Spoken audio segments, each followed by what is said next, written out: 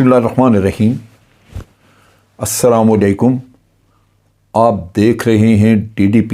Analytica. रोज़नामा जंग में आज एक कॉलम छपा जो कि मशहूर सहाफ़ी मज़हर बरलास साहब ने लिखा। और मज़हर बरलास साहब बड़ा दबंग लिखने वाले लेकिन मोहतात हैं, और अमूमन उनकी तहरीरें बड़ी समझदारी की और बड़ी अच्छी तहरीरें होती हैं। लेकिन हर आदमी बाज़ औक़ात कुछ भूल चूक कर जाता है। इस कॉलम में जो कुछ लिखा उसका सहारा दे के एक लिफाफा सहाफ़ी ने बहुत कुछ PTI के चेयरमैन के ख़िलाफ़ कहा, और जो आखिरी उनका जुमला था, उन्होंने कहा कि क्या ये शख्स इस काबिल है कि इसको कौमी लीडर होना चाहिए। ये वो नुक्ता है जो कि जिस पे मैं थोड़ा तजिया करना चाहता हूँ, क्योंकि प्रोपेगेंडा तो हर तरफ हो रहा है। PTI के लोग करते हैं PMLN के ख़िलाफ़, लेकिन PMLN का प्रोपेगेंडा जो है बहुत ज़्यादा है, बड़ा वसी है, और वो इमरान खान के ख़िलाफ़ और उनकी पार्टी के ख़िलाफ़ करते हैं। बाज़ चीज़ों में कुछ वज़न होता है, लेकिन जब किसी चीज़ में कोई वज़न नहीं और कोई उसमें हकीकत नहीं, तो फिर वो लाज़मन आम आदमी के लिए गुमराही का बायस बनती है वो बात, अगर वो अनचैलेंज रहे, चलती जाए और उसको कोई भी उस पर बात न करे,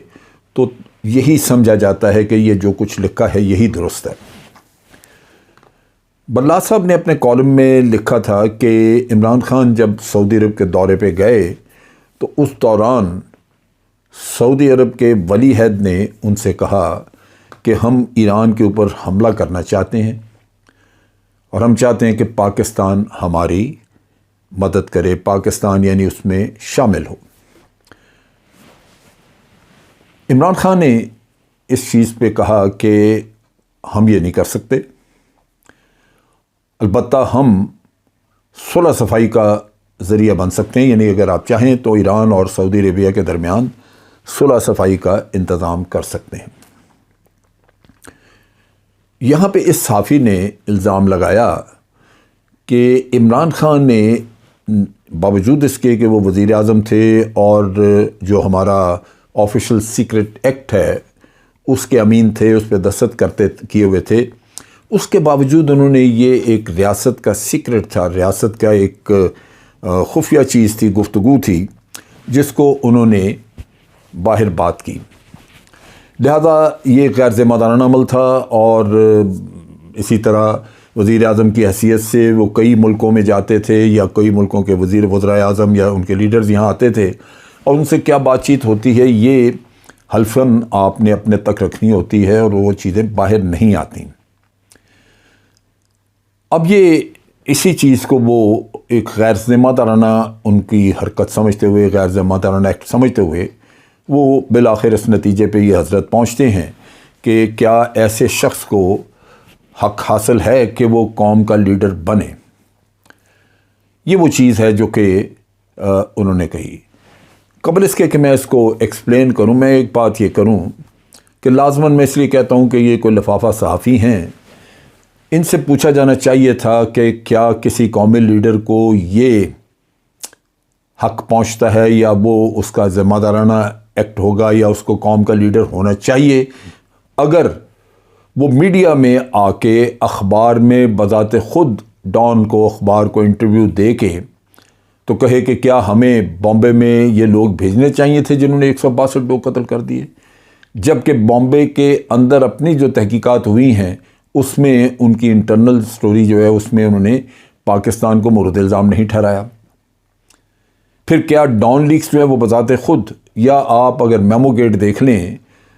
तो ये ज़िम्मेदाराना काम है, ये मुल्क के ख़िलाफ़ साजिश करना किस हद तक ज़िम्मेदारी है। सो मैं उससे समझता हूँ कि जो शख्स इतनी बड़ी मुल्क के ख़िलाफ़ की हुई साजिशें और मुल्क के ख़िलाफ़ दिए हुए बयानात उनको भुला के, और ये कि जी वो उन्होंने कहा कि ईरान पे हमला करें और उसका बहाना बना के تو یہ اسپرشن ایک لیڈر کے اوپر ڈالے کہ جس کو قومی لیڈر نہیں ہونا چاہیے، میرا خیال ہے کہ اس آدمی کو اپنے گریبان میں جھانک کے تو ڈوب مرنا چاہیے، جس نے بھی یہ مظہر برلاس کے کالم کا سہارا لے کے یہ پروپیگنڈا کرنے کی کوشش کی ہے۔ اس میں یہ ہے کہ آف دا ریکارڈ اگر مظہر برلاس صاحب سے یہ بات ہوئی تھی تو میرا خیال ہے مظہر صاحب کو بھی تھوڑا ذمہ دارانہ رویہ رکھنا چاہیے تھا، کیونکہ جب لیڈرز کوئی آف دا ریکارڈ بات کرتے ہیں اور ایک پاکستانی سے ہی کرتے ہیں اور سمجھتے ہیں کہ یہ قابل اعتماد آدمی ہے، تو پھر اس کو وہ باتیں پبلک میں نہیں لانی چاہیے، کیونکہ وہ خود بھی میں سمجھتا ہوں کہ اس لیڈر کا اعتماد توڑ رہا ہے جس نے اس سے بات کی تھی۔ اب مظہر صاحب کو اگر انہوں نے کہا کہ مجھے شہزادہ نے کہا کہ آپ ہم نے ایران پہ حملہ کرنا اور آپ اس کے ساتھ ہمارا ساتھ دیں، تو مظہر صاحب کو بھی یہ پبلک میں بات نہیں لانی چاہیے تھی، کیونکہ ایک ذمہ دارانہ آدمی کے لیے اس کو بھی سوچنا چاہیے کہ اس سے یہ بات تو اتنی کوئی بڑی نہیں ہے، لیکن کوئی ایسی بات ہو بھی سکتی ہے جس سے ملک کا نقصان ہو، تو آپ کو پبلک میں لانی نہیں چاہیے۔ تو یہ بھی میں سمجھتا ہوں کہ درست نہیں ہوا۔ اب جہاں تک اس بات کا تعلق ہے کہ پاکستان صلح صفائی کا، یہ ہمیں سب کو پتہ ہے۔ اس زمانے میں جب یہ ہوا تو عمران خان نے ایران کا دورہ کیا اور ایران جا کے تو ان سے صلح صفائی کی بات کرنے کی کوشش کی، اور یہ عمران خان نے اعلان کیا تھا کہ ہم ایران کے ساتھ معاملہ فہمی کرانے کی کوشش کر رہے ہیں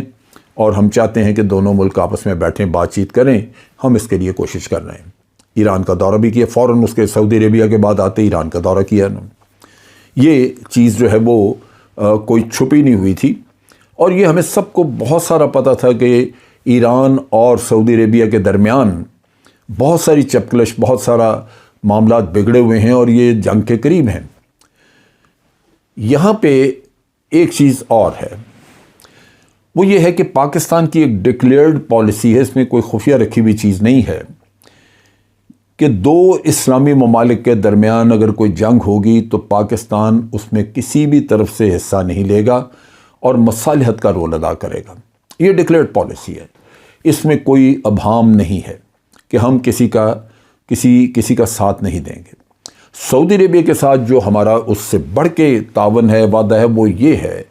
کہ اگر سعودی عربیہ کی اپنی سرزمین پہ کوئی ملک حملہ کرے گا، کوئی بھی ہو، وہ مسلمان ملک ہے، وہ کوئی غیر اسلامی ملک ہے، کوئی بھی ہے، اگر سعودی عربیہ کی اپنی سرزمین پہ حملہ ہوگا تو پاکستان کی افواج اس دفاع میں شریک ہوں گی۔ یعنی دوسرے لفظوں میں ہم نے یہ اپنے اوپر ایک اپنی مذہبی، اخلاقی اور ایک دوستانہ ذمہ داری رکھی ہوئی ہے کہ ہم ارض مقدس کا ہر حالت میں دفاع کریں گے، لیکن اس کا ہرگز یہ مطلب نہیں ہے کہ ارض مقدس میں رہنے والے لوگ اگر فیصلہ کر لیں کہ انہوں نے فلاں ملک پہ جا کے حملہ کرنا ہے تو ہم اس میں بھی شریک ہو جائیں گے، وہ نہیں ہے۔ اور پھر خاص طور پہ اس دور میں جب کہ ہماری اپنی ذمہ داریاں بہت زیادہ ہیں، دہشت گردی کے خطرات ہیں، ہماری سرحدیں غیر محفوظ ہیں، اور انٹرنل ایکسٹرنل ایشوز کی وجہ سے آرمی کہیں دائیں بائیں جا نہیں سکتی۔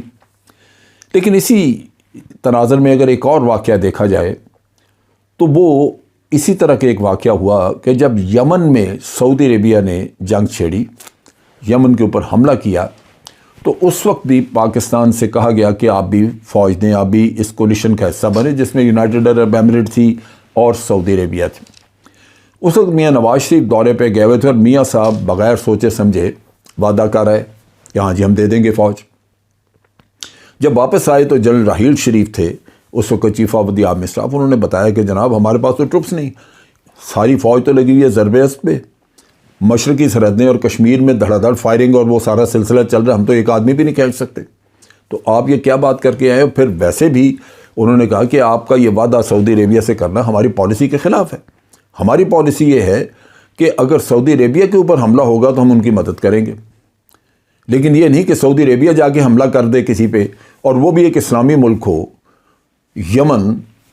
تو ہمیں اس کا حصہ تو بننا ہی نہیں، ہماری تو پالیسی یہی ہے۔ تو پھر